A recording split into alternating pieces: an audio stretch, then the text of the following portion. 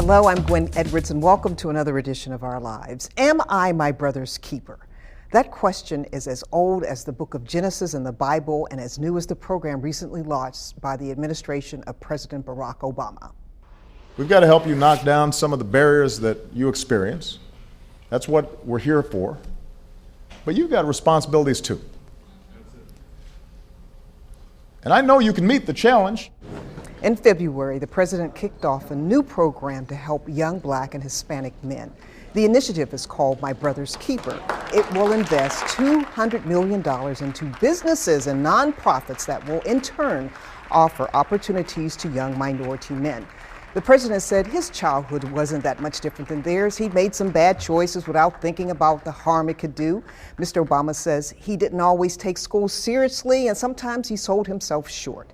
And the president said that he was successful because he had a mother and grandparents and teachers who worked and pushed him to study and to make the most of himself. And he said the people around him encouraged him and guided him. I could see myself in these young men. And the only difference is that I grew up in an environment that was a little bit more forgiving. So when I made a mistake, the consequences were not as severe. We are going to take a closer look at My Brother's Keeper initiative and other issues with my first two guests today. Jack Bryan is the president of the Stanford chapter of the NAACP, and attorney Darnell Crosland is the president of the Norwalk branch of the NAACP. And welcome, gentlemen. Thank you for having us. All right, so what is the answer to that question? Am I my brother's keeper? Well, I think the president put it nice when he said it's a collective initiative. It's not an initiative that's just coming down from the White House that's saying this is what should be done. This is what should be done. It's not mandated or anything. It's a collective agreement between faith-based leaders, corporation leaders, philanthropists, politicians, everyone to come together to be that village that raises a child. And it just happened to be our young black men of color. And Darnell, this is one of the moral issues of our time. Absolutely. You mentioned in your opening the Bible. So the story in the Bible, Cain and Abel. So the story goes that Cain kills Abel, and then God says, "What happened to your brother?" And he says, "How should I know? Am I my brother's keeper?" And since that time, that's been translated to mean, do I have responsibility for him? And we don't take responsibilities for our brothers. So this initiative is very, very on time, I think, because when you look at the definition of insanity, is one who continues to do the same thing and hoping for a different result. Well, we see that all through our communities. We're doing the same things, the prison populations are growing, and nothing is changing. So when the president steps up and says, you know what, I'm gonna reach out across the country and remind us that we need to be doing more, I say let's applaud him for that. And his goal was to change the odds for young men of color. Yeah, it was very interesting when he sat with those young men in Chicago, and we had them talk about their stories growing up. And then when it came for him to express his story was the same as the young men who were talking about their stories about they made bad choices. They didn't have a father in the house. They didn't have a male role model in the house. So to me, that meant a lot for the president of the United States to have been where these young men are, and to use the power of the presidency to show the importance of this initiative. And Darnell, this project is also about economics. Absolutely, and the president's initiative, they put out what they call a fact sheet, and I just want to read one part of that that he put out, and it's not just about kids who are in trouble.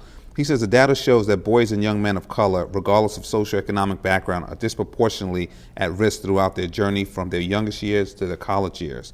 For instance, there's large disparities remains in reading proficiency. He says 82% of Hispanic boys are reading below that proficiency. He says that also these young men are more than 6 times as likely to be victims of murder, and they also more likely to be the perpetrators of murder and violent crimes. So that's across socioeconomic grounds. So what that's telling us is that there's something wrong there, and if they don't have the guidance and the leadership, even if they are not at the lowest level of the poll, there's still something missing. and let's look into it and empower those kids so that they won't become victims of murder and violent crimes. And the president emphasizes this is not a short-term goal, but this is a long-term investment. Right, right, and it is. It's a long. There's no silver bullet. This is not the silver bullet in helping our young men of color to succeed. This is a start. This is an initiative. If everyone does their part in the long term, those statistics that Darnell just mentioned, the 86%, the 82%, we can reduce those percentages. So that's the plan, and it's not going to happen overnight. We all have a part to do in this.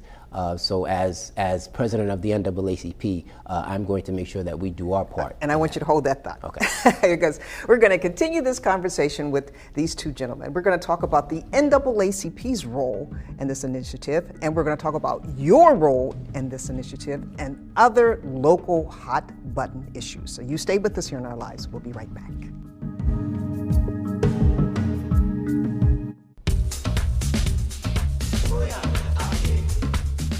And welcome back. A lack of jobs and internships for minority youth, unfair school suspension, expulsion rates for minority youth, and the new Common Core curriculum. Just a few of the issues that are causing a buzz in local communities. Let's hear more from my two guests today.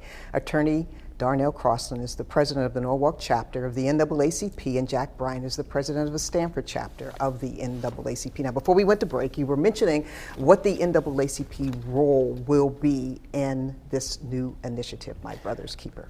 Well, it's interesting that you asked that question, because we had another conversation before we even came here about a collaborative effort between all the branches in Connecticut, the NAACP branches in Connecticut, of having a roundtable discussion. President Obama identified the key players in his initiatives, the philanthropists, the faith leaders, educators, corporations. We want to bring all those people to the roundtables in Fairfield County to talk about how we can implement the My Brother's Keepers initiative right here in Fairfield County to make sure that happens. There's an idea. Darnell had an excellent idea about another event that he would like to. All right, Darnell. Well, let me say one, in terms of this being a long-term initiative. Right now, I understand there's $150 million already put into this initiative, and over the next 5 years, they plan to put $200 million more. People have said that, well, why should the federal government be mandating or controlling the lives or trying to change the lives? People are forgetting. What the president's calling on is the local communities to do it. So in Chicago, they have the BAM, Becoming a Man, and you saw that in the clip. So that's Ron Emanuel's program. All throughout the country, other principals have similar programs. We have to start talking about this before we can implement, right? So what Jack is saying, look, if the president's calling for this, what are we doing? It's a call to action, right? So what are we doing in Connecticut? And so what Jack is calling for is a round table so we can all sit down and talk about this. I think of the days of Huey Newton, the Black Panthers, the breakfast program, and President Obama in his fact sheet, he puts out the fact that you need good early childhood, good nutrition, et cetera. So I said to Jack, how about over the summer, there's so many beautiful food trucks around that if we can get corporate sponsorship, we can pull the trucks up in different neighborhoods and offer a nice breakfast sandwich, an apple and orange juice to give the kids over the summer a healthy start for the morning. And that shouldn't cost more than maybe $200, and the kids can line up, they can get a meal, and they can start their day. It's just a start. But you got to start somewhere. Exactly. Yeah. Alrighty, so let's talk about some of the other hot button issues that you're finding coming up in your community, and one is the Common Core curriculum. Yes, the Common Core. It hasn't been very well accepted for a certain population, and is accepted for another population. So it's coming. It's coming. It's not a fact, but you can sign a waiver and you can get out of the Common Core. The Common Core is coming. It sets high expectations for our kids, which we wanted all along. Now with the high expectations comes the expectations of the teachers, everyone in the school building, to make sure that our kids and parents, and mostly parents, that our kids are able to adapt to this new curriculum with the Common Core. And Darnell, I keep hearing this over and over again. It's the disproportionate amount of suspensions and expulsions for minority youth. It's not just here in Connecticut, it's all over the country. It's funny you said that, because I want to just back up and then come forward right to that question. There's a disparity between the incarceration rate in our state. In 2005, we had 20,000 people in prison. Michael Lawler, who's the head of policy planning of the criminal justice section, has since then said, you know what, let's try to reduce this. And we've seen a drop. We've seen a larger drop in minorities in the prison in Connecticut than even the whites. The whites are dropping at a slower rate. When we take that back to the schools, we still haven't addressed that yet. More black kids are suspended across the country and in Connecticut as well. And the question is, why is this? And I think that if we don't study and look at this closely, we're going to have a direct correlation between school suspensions and incarceration. Prison population. It's no way around it. And that's the school to prison pipeline that we're talking about. We hear so much Yes. about. And finally, meaningful summer jobs. Summer, month and a half away. We have kids who need summer jobs and internships. Yes. We need corporations to step up. Right, exactly. And I'm glad you said that. And I'm hoping there's some corporation supervisors of corporations, leaders of corporations listening to this program right now, because that's where they can be part of the My Brother's Keeper initiative by providing internships, summer jobs. I hope there's mayors of municipalities listening to this show.